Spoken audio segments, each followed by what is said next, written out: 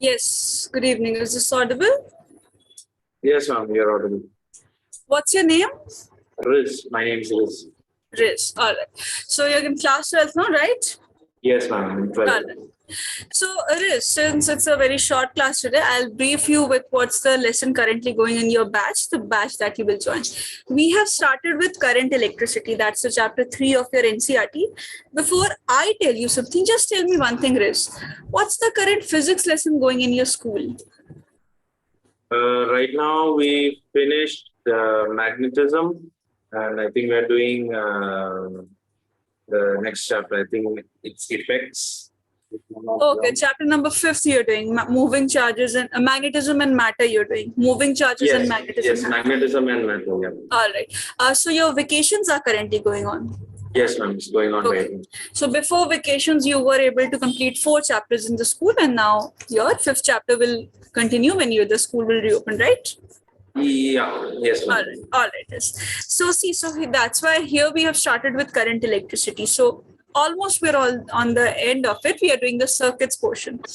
So I'll just introduce you with the electric current part, because obviously electric current is the very basic thing for the current electricity. When Yes, ma'am. we are dealing with electrostatics means your charges are at rest.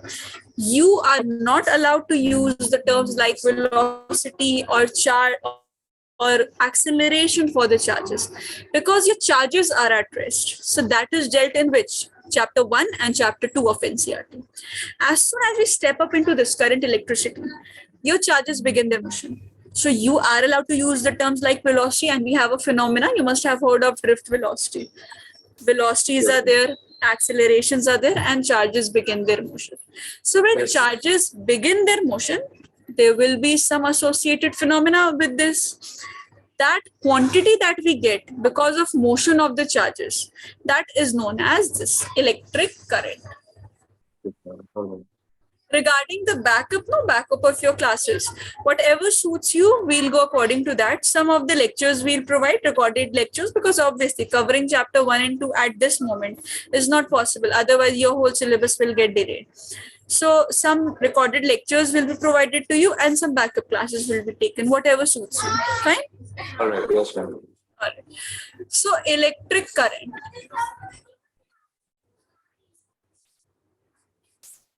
Basically, charge is what? A charge is an intrinsic property of matter, a very basic property of matter. It gives rise to other phenomena like electric field. There's a separate topic for electric field.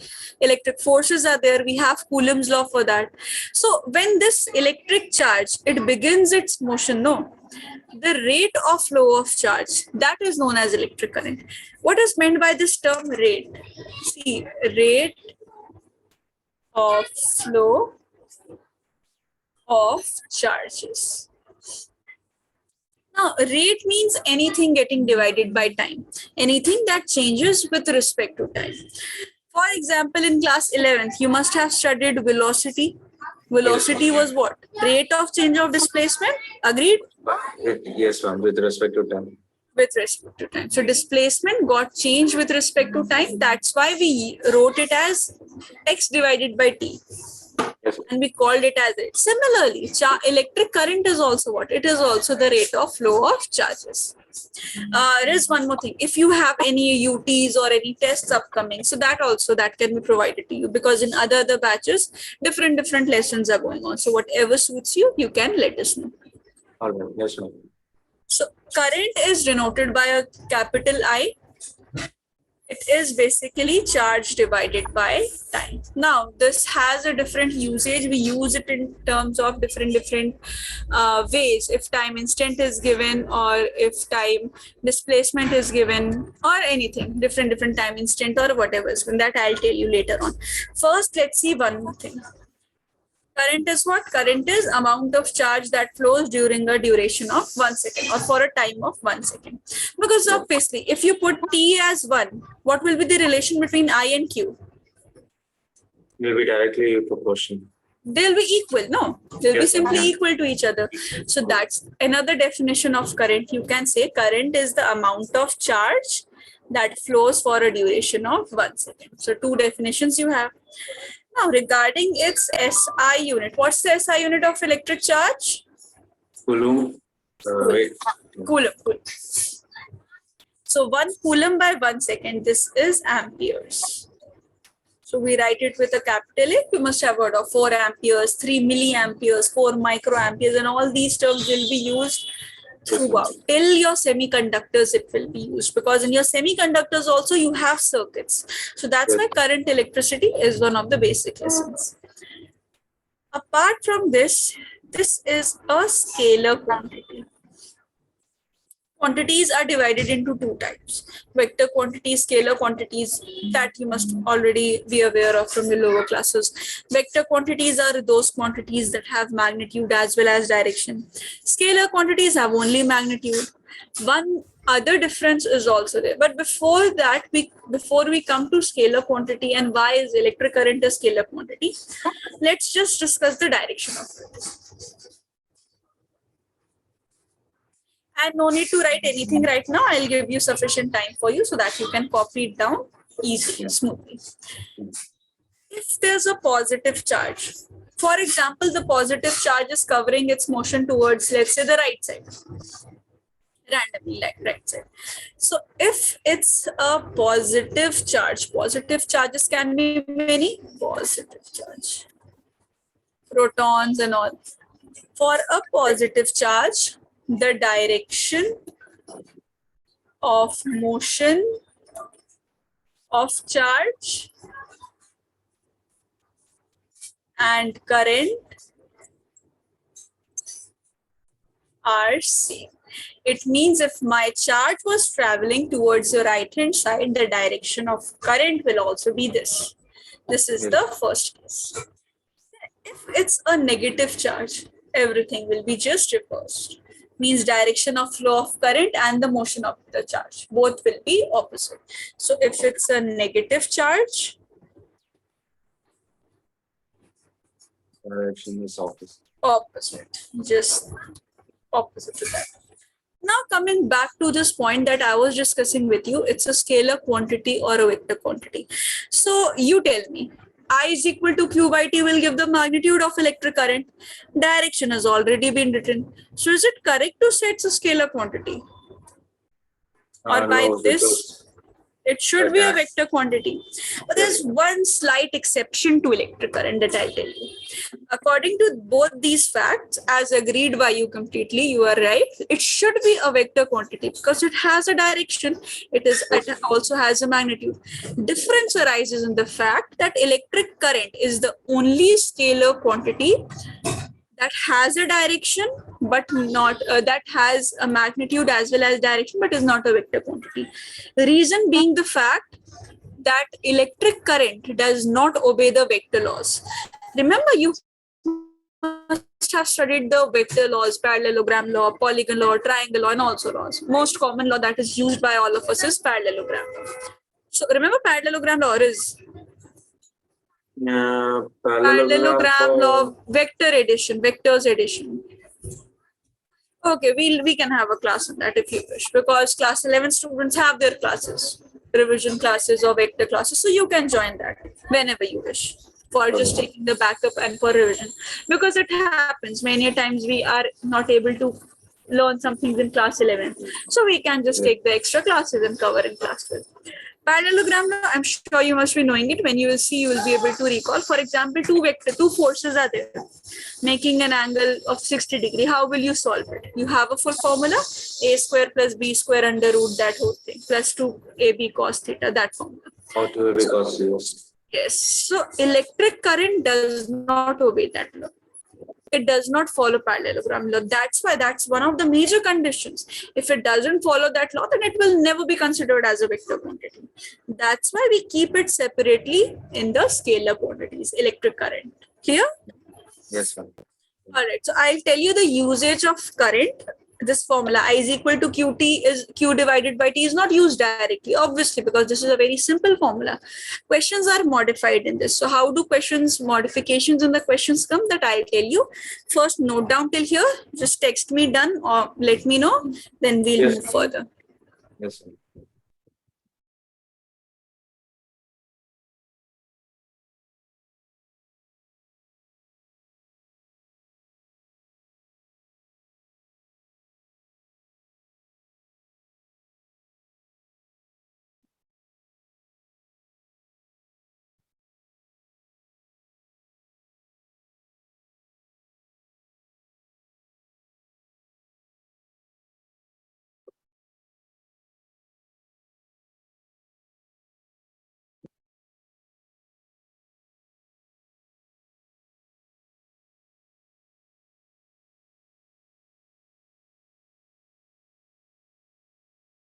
Yes, ma'am, I'm done.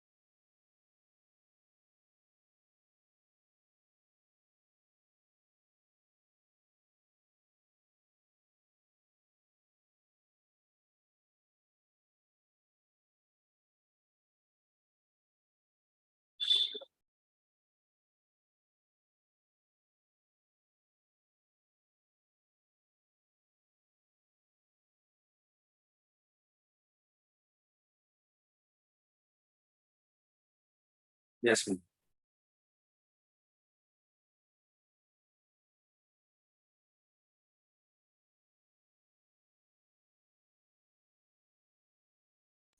All right. So I was saying, let's discuss. That's a small topic that we'll discuss and complete with the wrap up with the class. See, you have to understand two things.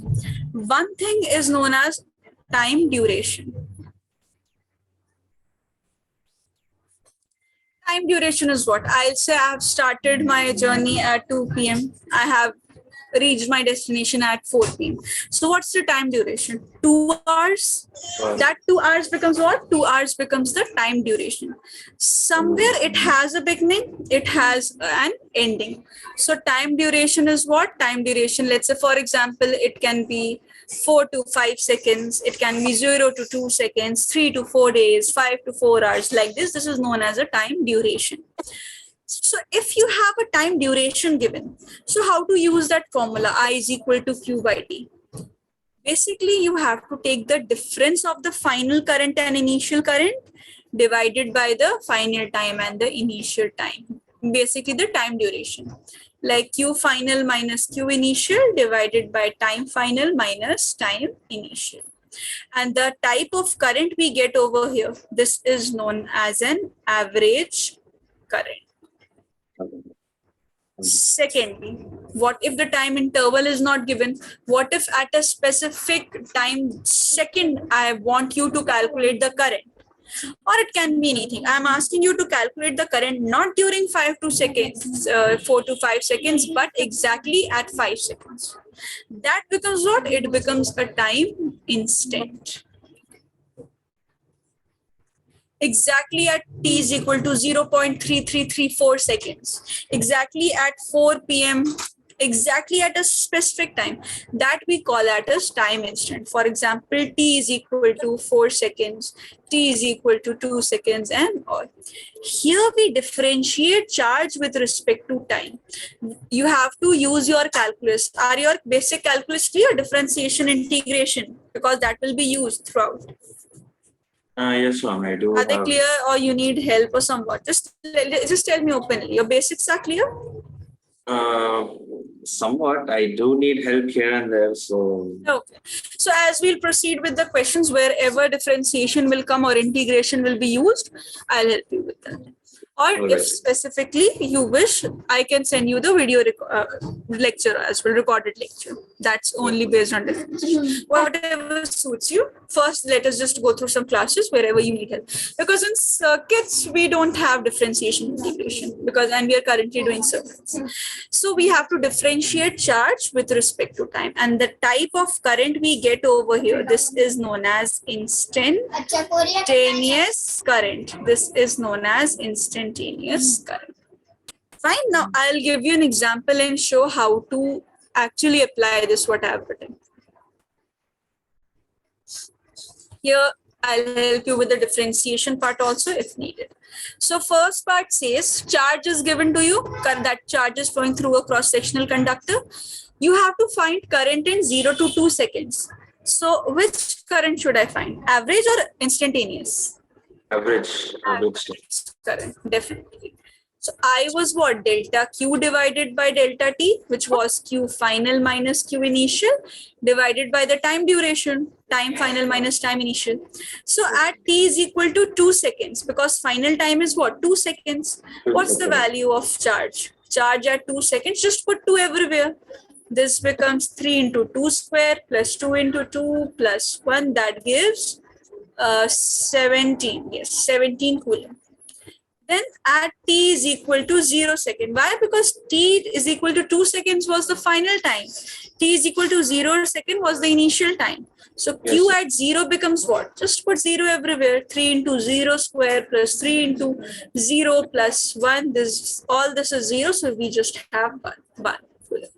Now let us put everything into the main formula. I is equal to delta Q by delta T. That is 17 minus 1 divided by 2 minus 0. This becomes 16 by 2, which is 8 amperes. So your average current is what? This is 8 amperes. Yes. Yeah. Now second part says current at t is equal to 2 seconds. A specific time instant is given. So obviously we'll find out the average current, instantaneous current over here. So charge is what? Charge is given as 3t square plus 2t plus 1. I is equal to dq over dt. Can you try? Can you differentiate 3t square? Can you try? I'll help you. 6. 6t. 16. Yes, 60. Perfect. Differentiate this part? Just 2. Just 2. And this part? 1. No, that's a constant term with 0. Perfect. So you are well with the basics of differentiation. It's good. You are perfect with your basics. If any advanced question comes or integration wherever it is or what we have, I don't think so. You need the very basic classes. You are aware of these things. So at t is equal to 2 seconds, we have to find out. So current becomes 6 into 2 plus 2, which is what? 12 plus 2, that is 14. So your instantaneous current becomes 14 amperes. See the difference. Same formula, 2 usage at 2 conditions. Clear? Yeah, we have to find the instantaneous current. Here we had to find out the instantaneous in the because here the exact second is given to us. T is equal to 2 seconds. Clear? Riz? Yes, ma'am. Yeah. All right. So note it down till here. Just let me know when you're done. Similarly, from here you have to. Yeah. I'll keep on scrolling it slowly.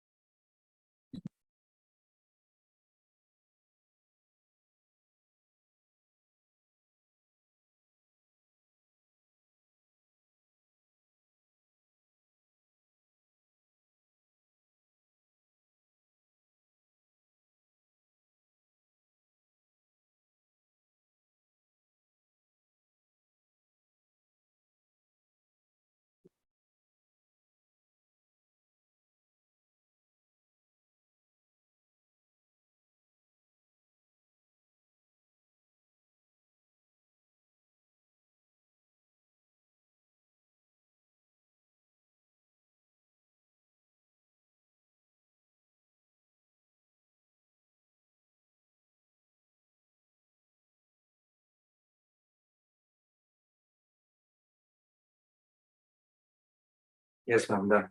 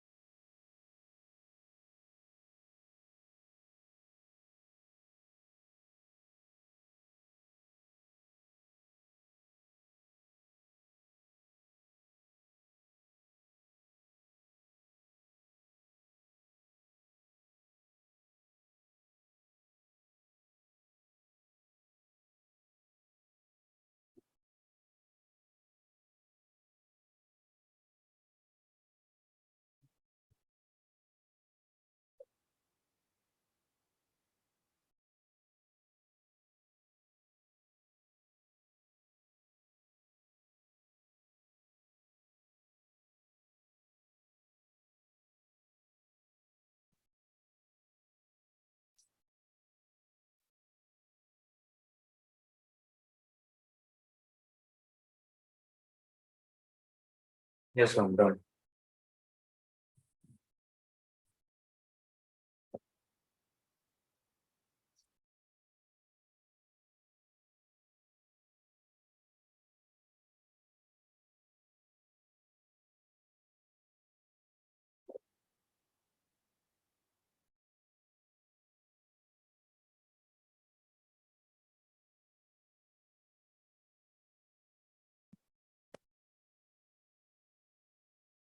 Yes, ma'am. Done.